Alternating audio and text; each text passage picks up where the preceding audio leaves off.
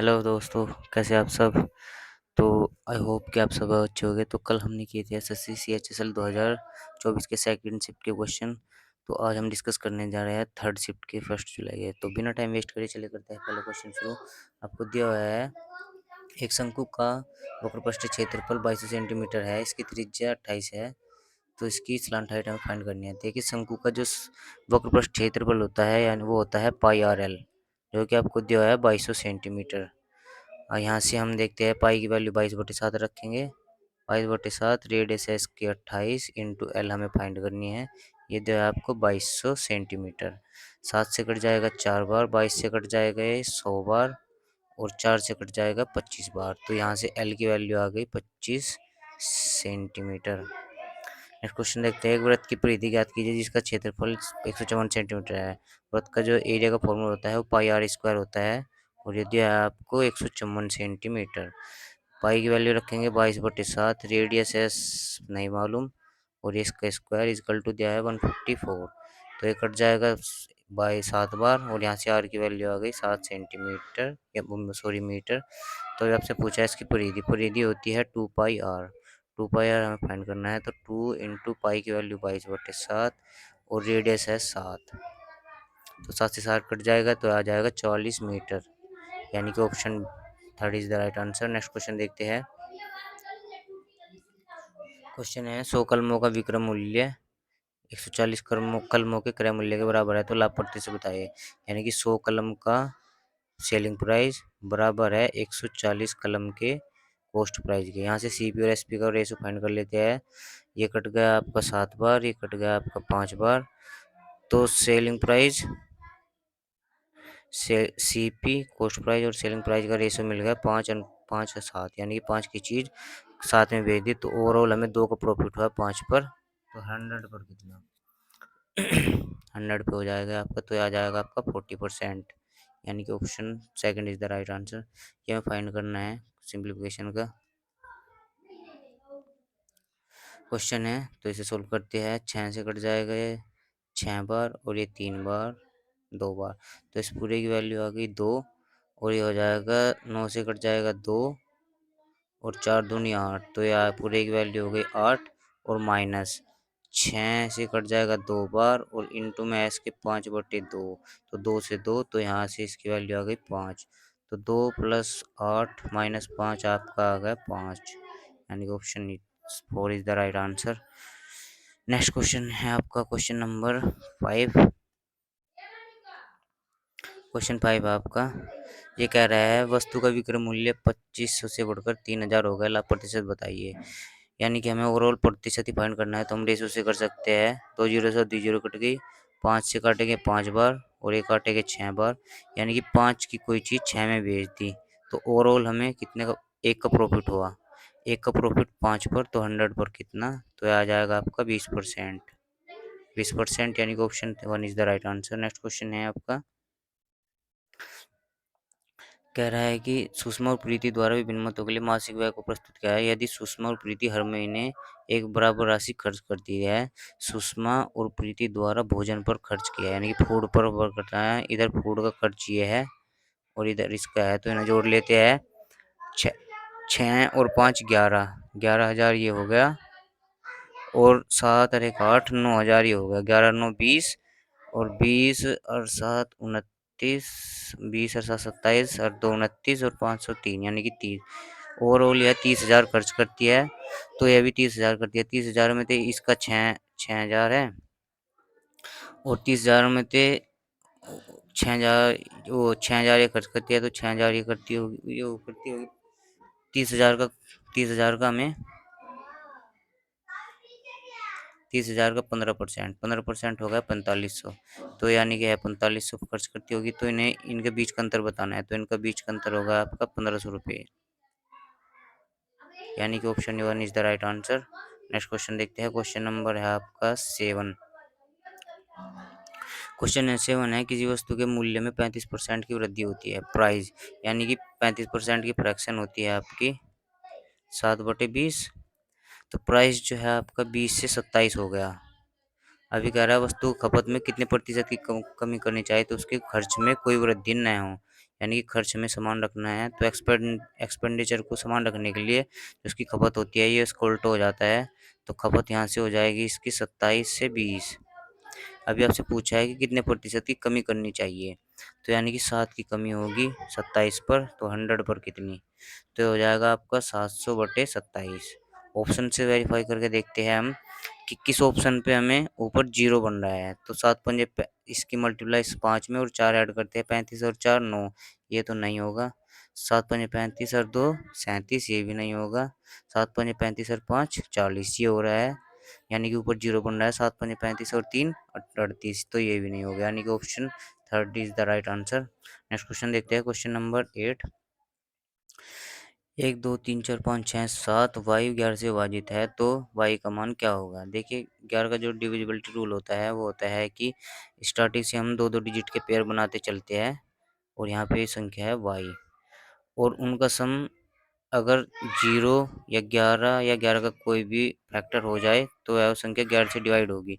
तो देखते हैं हम, 1 में से 2 गए -1, 3 में से 4 गए -1, और 5 में से 6 गए -1, और 7 में से y माइनस करेंगे, तो इन सभी का सम 0 होना चाहिए। 11 का फैक्टर तो ये होगा -3 माइनस क्या है तो -3, और या तो ये प्लस में, या तो ये +3 हो जाए या जीरो। तो इसे जीरो बनाने के लिए यहाँ से हमें +3 वैल्यू चाहिए। तो 7 में से क्या घटाए ताकि यहाँ पे +3 आ जाए, तो केवल 7 में से 4 घटाने पर, 7 में से 4 घटाने पर अगर हम y वैल्यू यहाँ पे 4 पुट करते हैं, तो यहाँ से 7 में से 4 गए तो 3 आ जाएगा, 3 यहाँ रखेंगे तो ये 0 हो जाएगा, जो कि option 4 is the right answer. Next question देखते हैं, क्वेश्चन नंबर है आपका 9। आपको दिया हुआ है दो वृत्तों की त्रिज्याएं दी हुई है आपकी 6 सेंटीमीटर और 3 सेंटीमीटर, तथा ट्रांसवर्स कॉमन टेंजेंट की लेंथ दी है आपको, दोनों वृत्तों के बीच की दूरी ज्ञात करनी है। ट्रांसवर्स कॉमन टेंजेंट की लेंथ है आपकी 8 इजकल टू दिया है आपको d² और माइनस ये इसकी r1 और r2, यानी कि 6 + 3 का होल स्क्वायर, ये हो जाएगा आपका 8 इजकल टू √में d² माइनस 6 3 9, 9 का स्क्वायर करेंगे तो 81। अब दोनों स्क्वायर दोनों साइड का करते हैं तो हो जाएगा 64 इजकल टू d² माइनस 84, तो d84 इधर आ जाएगा तो हो जाएगा 145। तो d² की वैल्यू यहाँ से आ जाएगी 145, और d की वैल्यू आ जाएगी √में 145, यानी कि option third is the right answer. Next question देखते हैं, क्वेश्चन नंबर 10। ये कह रहा है कि ABC में AB इतना है, AB 6 है, BC 8 है, AC 10 है, और BM आपको 5 दिया है। एक बिंदु D के साथ एक त्रिभुज BMD बनाया गया है। तो यहाँ से मैं एक ट्रायंगल और ड्रॉ कर लेता हूँ पॉइंट, ये BMD, ये पॉइंट D यहाँ कर लिया, और ये बनाया गया है कि BMD ABC के समरूप है। BM अपॉन AB बराबर है BD अपॉन AC के। BD की लेंथ पूछी है आपसे, B की BM आपको रेशो दिया है, BM आपकी 5 और AB है 6, ये दिया है आपको ABD, B और D, BD हमें फाइंड करनी है, और AC आपकी 10 है, तो 2 से काटेंगे 3 बार, 2 से काटेंगे 5 बार, ये हो जाएगा BD की लेंथ यहाँ से आ गई 25/3, 25/3, यानी कि ऑप्शन है आपका third 4 is the right answer. Next question देखते हैं, क्वेश्चन नंबर है आपका 11। क्वेश्चन 11 है, ये कह रहा है कि 60 रुपये और 75 रुपये प्रति किलो वाली दो प्रकार की दालों को किस अनुपात में मिलाना चाहिए ताकि मिश्रण का मूल्य 65 रुपये हो जाए। ऐसे क्वेश्चन को हम एलिगेशन से करते हैं, तो 60 और 75 और 65 को किस अनुपात में मिलाया जाए। तो इस 65 में से 60 माइनस करेंगे तो 5, और 75 में से 65 को माइनस करेंगे तो आ जाएगा 10, तो ये हो जाएगा 2:1 के अनुपात में, यानी कि option 4 is the right answer. Next question देखते हैं,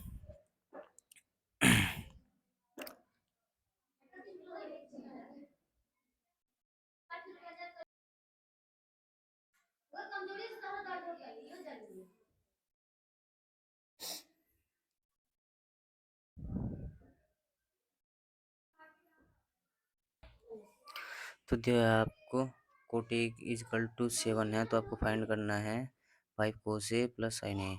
तो हमें पता है कोस की प्रॉपर्टी होती है बेस अपॉन परपेंडिकुलर। यहाँ से आपको हाइपोटेनियस हो जाएगी, हाइपोटेनियस आ गई आपकी √50। तो हमें फाइंड करना है ये, यानी कि यहाँ से देखते हैं 5 इंटू कोस ए होता है आपका बेस अपॉन हाइपोटेनियस। तो बेस है आपका 7, हाइपोटेनियस है आपका 50 प्लस 4 इंटू साइन ए आपका होता है परपेंडिकुलर अपॉन हाइपोटेनियस, यानी कि परपेंडिकुलर है आपका 1 और हाइपोटेनियस है आपका √50। और ये है अपोन में आ जाएगा कोस है आपका बेस अपॉन हाइपोटेनियस। तो बेस है आपका 7 और हाइपोटेनियस है आपका √50 का क्यूब, ये हो जाएगा। और प्लस 7 प्लस साइन है आपका √50, वो 1/√50, इसका क्यूब करेंगे हम। प्लस में है 6 साइन है आपका 1/√50। बेसिकली हमें ये सोल्व करना है, तो ऊपर हो जाएगा आपका 35 और 4 39, यानी कि 39/√50। और यहाँ पे हो जाएगा, नीचे हो जाएगा इसके 7 का क्यूब करेंगे 343 अपॉन में 50√50 प्लस 7 सात बटे 50√50 प्लस 6/√50। अगर मैं यहाँ पे ऊपर नीचे 50 की मल्टीप्लाई कर दूँ तो मुझे एलसीएम लेने में आसानी हो जाएगी। तो यहाँ पे 50 हो जाएगा और यहाँ पे 50 हो जाएगा, तो ये हो जाएगा आपका 39/√50। और नीचे बच जाएगा 343 और 7 हो गए 350 और 300, तो ये आ जाएगा 650। 650/50√50, तो एक जीरो कट गई, 5 से कट जाएगा 13 बार और √50 से √50, तो आपका बच जाएगा 39/13 और इसे डिवाइड करेंगे तो आ जाएगा 3, यानी कि option 1 is the right answer.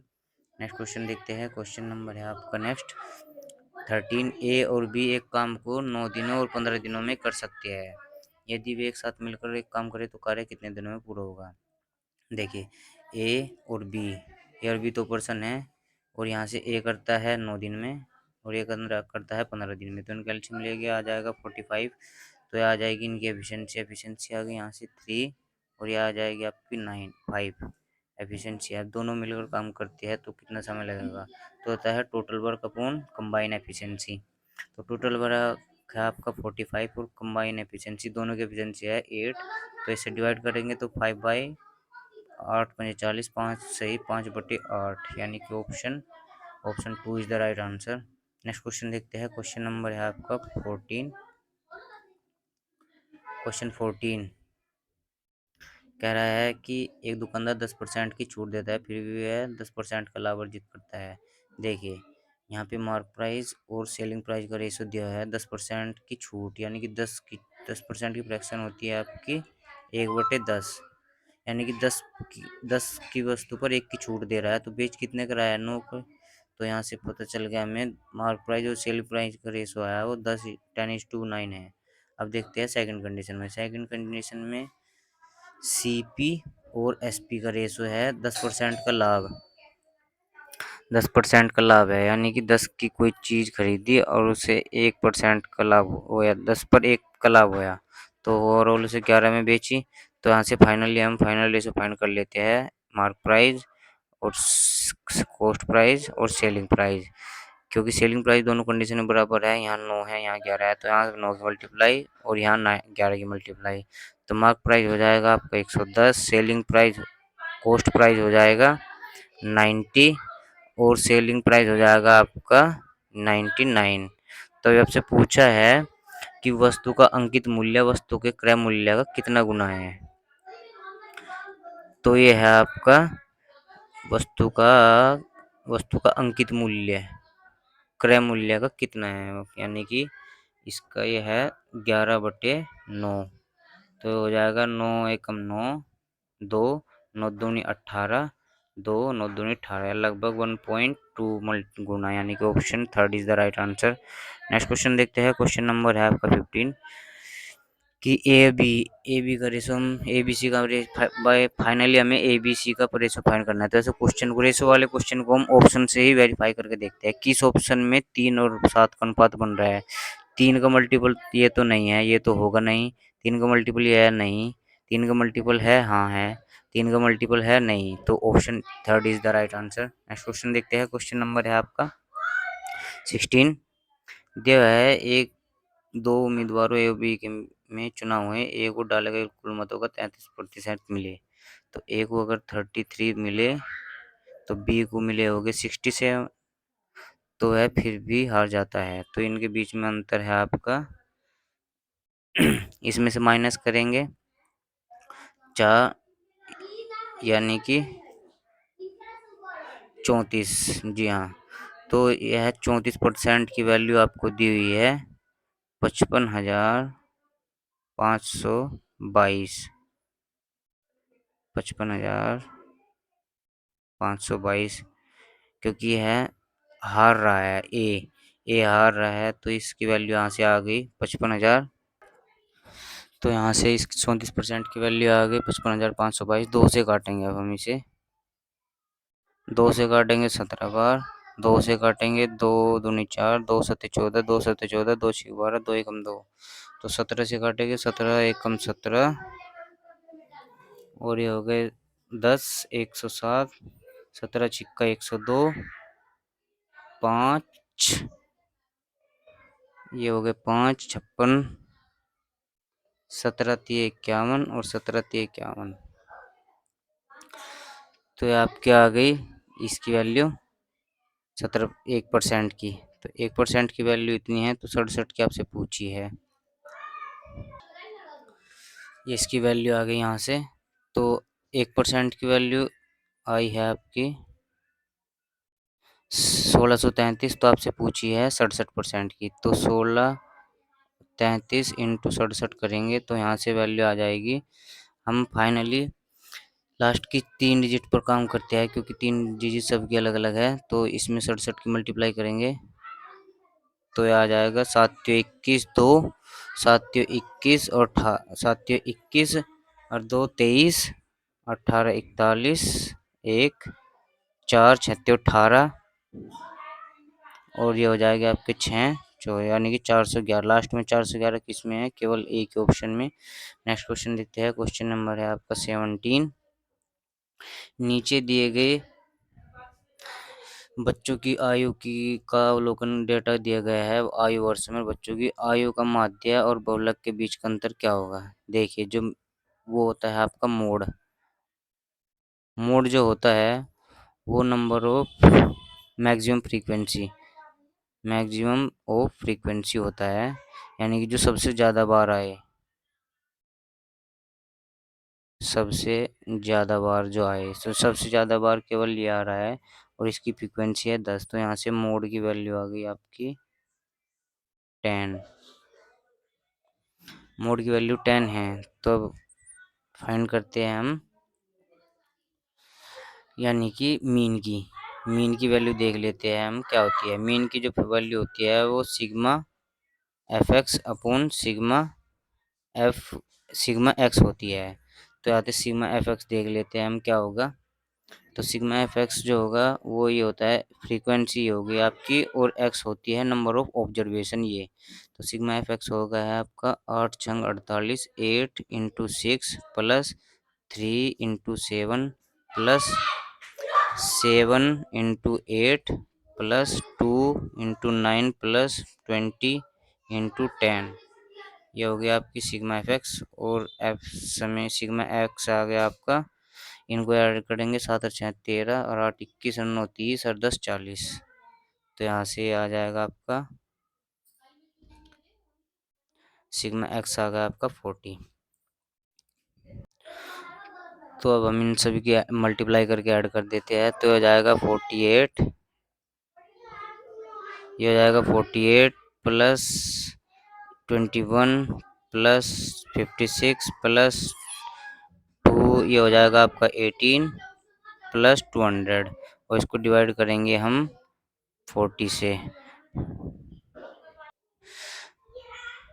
तो इन पांचों वैल्यू को हम ऐड करते हैं तो आ जाएगा आपका, ये करेंगे 4 और 2 6 और 5 11, 11 12 2, ये हो जाएगा 100 300, प्लस में 8 और 10 30 और 5 11 4 4 और ये हो जाएगा 3, यानी कि 3 4 3 को हमें 40 से डिवाइड करना है, तो ये जीरो हट गई यहाँ। तो 4 8 32, 2 4 5 20, 4 5 20, और ये हो जाएगा आपका 8.575। ये मीन की वैल्यू आई है। तो मोड में से मीन माइनस करेंगे, यानी कि 10 में से हम माइनस करेंगे 8.575, तो ये आ जाएगा वैल्यू आपके आगे 1.425, यानी कि option 4 is the right answer. Next question देखते हैं। क्वेश्चन नंबर है आपका 18। क्वेश्चन 18 में है आपका, एक व्यक्ति स्थिर जल में 18 किलोमीटर की चाल से नाव चला सकता है, यानी कि यू को मैं नाव की चाल और वी है आपकी धारा, धारा से डिनोट कर रहा हूँ। उसे धारा के प्रतिकूल नाव चलाने में धारा के अनुकूल और चल लगने वाले समय से दोगुना समय लगता है। यहाँ पे टाइम डिस्टेंस समान है, तो टाइम का रेशो दिया आपको 1:2, तो स्पीड का रेशो हो जाएगा आपका 2:1, सॉरी 1:2। 1:2 स्पीड का कौन सी स्पीड का रेशो आया है? ये आपका है रिलेटिव स्पीड का। अगर टाइम इधर लग रहा है u माइनस, यानी कि प्रतिकूल में, यानी कि डाउन स्ट्रीम है, एक सेकेंड, ये डाउन स्ट्रीम में लगा समय, ये अप स्ट्रीम में लगा समय। तो डाउन स्ट्रीम में चाल होती है आपकी u माइनस वी, और अप स्ट्रीम में होती है u प्लस वी। तो बेसिकली अगर हम इन दोनों कंडीशन को ऐड करते हैं तो u प्लस वी, और ये आ जाएगा 2u इजकल टू आ जाएगा 3, और u की वैल्यू आ गई यहाँ 3/2। ये 2u की वैल्यू आई है। अगर हम इसमें से माइनस करें, यानी कि दो में से एक माइनस करें, तो यहाँ से v की वैल्यू आ जाएगी। तो 2v की वैल्यू आ जाएगी यहाँ से 1/1, तो v की वैल्यू आ गई यहाँ से 2, वो सॉरी v की आ गई 1 यूनिट, 1/2 सॉरी। तो अगर हम इन दोनों का अनुपात ले तो ये आ जाएगा u और v का आ गया 3:1। तो 3 की वैल्यू आपको दी है कि 18 किलोमीटर प्रति घंटा, यानी कि इसका 6 टाइम, तो 1 का 6 टाइम हो जाएगा 6 किलोमीटर पर आवर, यानी कि option 3 is the right answer. Next question देखते हैं। क्वेश्चन नंबर है आपका 19। एक रोलर की त्रिज्या 49 सेंटीमीटर है, उसकी लंबाई 20 सेंटीमीटर है। एक खेल के मैदान को समतल करने के लिए एक बार चलाने के लिए 700 पूर्ण चक्कर लगाने पड़ते हैं, तो खेल के मैदान का क्षेत्रफल ज्ञात कीजिए। तो इसके लिए हमें बेलन का, ये रोलर एक बेलन पर है, इसका वक्रपृष्ठ छोटा है 2πRH, 2 × 22/7, रेडियस है 749, और h 200 और 700 चक्कर। तो ये 7 से कट जाएगा, और 22 × 44, 44 दूनी 88, 88, और ये हो जाएगा 22 × 44 दूनी 88 इंटू 49 और 10⁴। तो इन दोनों की मल्टीप्लाई करके ये आ जाएगा आपका 88 में 49 की मल्टीप्लाई करेंगे तो 9 8 72, 2 7 9 8 72, 72 और 7 हो गया आपके 79, और 32, ये हो जाएगा आपके 1 111 1, यानी कि लास्ट में 1 2 आंसर करके और 10 की पावर देख के हम आंसर मार्क कर सकते हैं, यानी कि 1 is the right answer. Next question है आपका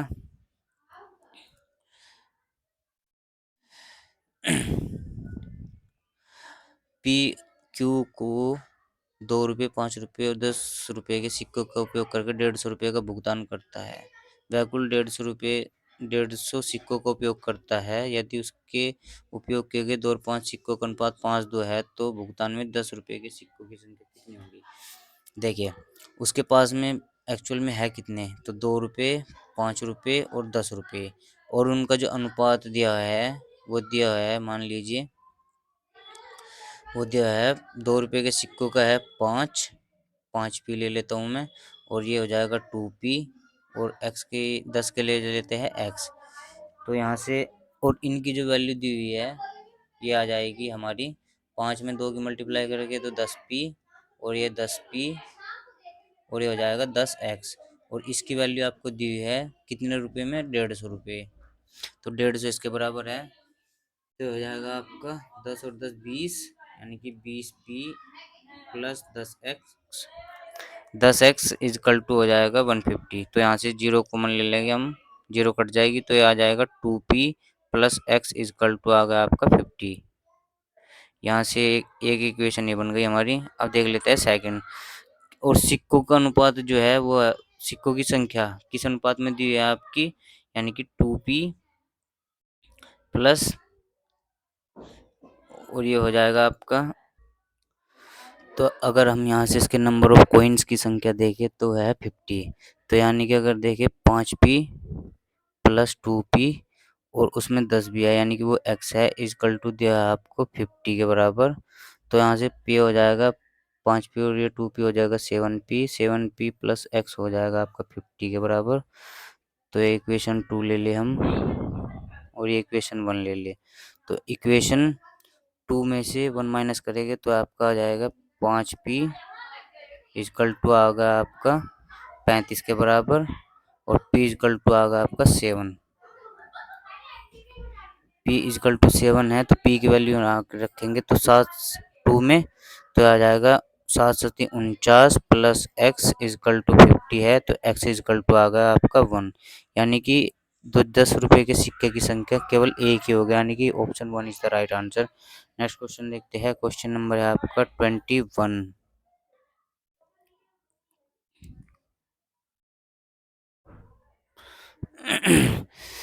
क्वेश्चन 21 है आपका। ये कह रहा है साधारण वर्ष पर एक धनराशि 7 वर्ष में दोगुनी हो जाती है, यानी कि प्रिंसिपल अगर कोई 100 है तो ये हो जाएगा 200 7 साल में। यानी कि 100 का 100% तब होता है जब उस पर 100% ब्याज हो जाता है, यानी कि 7 साल में वह 100% हो रही है। तो आपसे पूछा है कितने वर्ष में वह 4 गुनी हो जाएगी। तो इस ये पूछ रहा है कि 4 गुनी हो जाएगी, यानी कि इसकी 400 टाइम, यानी कि 300% ब्याज कब लगेगा। तो 7 साल में 100%, और 3 साल में कितना हो जाएगा। तो पूछा है कि कितने साल में वह 4 गुना हो जाएगी, तो यानी कि 7 साल में एक 100% है तो 300% हो जाएगी वह। ये इसका 3 गुना है, तो 7 का 3 गुना हो जाएगा 21 साल, यानी कि 21 is the right answer. Next question देखते हैं। क्वेश्चन नंबर है आपका 22। एक दंड रेखा लेख में अलग अलग कंप्यूटर का विवरण दिखाता है जनवरी मार्च अप्रैल के महीनों में पेन ड्राइव के बीच का अनुपात। जनवरी मार्च और अप्रैल में सॉरी मई के, जनवरी मार्च और अप्रैल, जनवरी मार्च अप्रैल, जो जनवरी में है कितना ₹1500, और मार्च का भी ₹1500, और है आपका अप्रैल का है ₹3000। तो 20 20 15 एक कम 15 दूनी, यानी कि 112, यानी 112 option third is 1 is the right answer. Next question देखते हैं। क्वेश्चन नंबर है आपका 23। क्वेश्चन 23 कह रहा है आपका कि C D is the tangent of a circle, यानी कि C D is the tangent है ऑफ ए सर्कमफ्रेंस 88 सेंटीमीटर है। It centre O C cuts the at circle P, O C यहाँ से कट करती है पी, ये कोई पॉइंट है पी, ये पी पॉइंट है at P, while OD cut circle at V such that COD, यानी कि यहाँ V पर कट करती है और 90 डिग्री का एंगल बनाती है। Length of PC is 6 centimetre, ये 6 सेंटीमीटर है आपकी। What is the half of CD if OD exceed by OC by 1 centimetre, ये लाइन इंपॉर्टेंट है। What is the length of CD half, यानी कि इस लेंथ की हमें हाफ बतानी है यदि OD को 1 सेंटीमीटर एक्सीड किया जाए OC से। अगर ये ये लेंथ आई है हमारी 20 सेंटीमीटर, तो हो जाएगी, इसको 1 सेंटीमीटर इंक्रीज कर दिया जाए 21। तो मुझे पता है राइट एंगल ट्रायंगल में राइट एंगल ट्रायंगल में ये 21 है, ये 20 है, तो ये 29 सेंटीमीटर हो जाएगी। ये ट्रिपलेट है, तो 29 का हमें हाफ बताना है, तो 29 का हाफ हो जाएगा आपका 14.5, यानी कि option A is the right answer. Next question देखते हैं। क्वेश्चन नंबर है आपका 24। कह रहा है कि स्नातक परीक्षा में ABCD में स्नातक और स्नातकोत्तर स्तर के छात्रों का वितरण को दर्शाते हैं। स्नातक में 18,900 और इसमें है 16,000। तो महाविद्यालय के क्रमशः स्नातकोत्तर और स्नातक में अध्ययन करने वाले छात्र छात्राओं के बीच ई में यहाँ पे है 22, सॉरी, ई का हमें बताना है। ई में है इसमें 22% और ई में है यहाँ पे 20%। तो 168 का 22% अनुपात 189 का 20% हमें फाइंड करना है। तो मैं ऑप्शन से भी वेरीफाई कर सकता हूँ, क्योंकि ऑप्शन में मुझे 11 का मल्टीपल इसमें नज़र आ रहा है, यानी कि ऑप्शन का जो 11 का डिवाइड ये है, ये नहीं है, ये नहीं है, ये नहीं है, यानी कि option 1 is the right answer. Next question देखते हैं। क्वेश्चन नंबर है आपका 25। क्वेश्चन है आपका 25। इसमें कह रहा है एक समद्विबाहु त्रिभुज की दो भुजाओं के मध्य का कोण। तो हम एक ट्रायंगल ड्रॉ कर लेते हैं, और ये है आपका समद्विबाहु त्रिभुज। ये समद्विबाहु त्रिभुज है जिसकी एक एंगल 40 डिग्री है और ये एंगल बराबर है। तो ये त्रिभुज की तीनों कोणों का 180 डिग्री होता है। अगर ये 40 है तो ये हो जाएगा आपका 170 ही हो जाएंगे। 70 है। तो पूछा है दोनों कोणों के समद्विभाजक। तो इसमें है ये एंगल ए,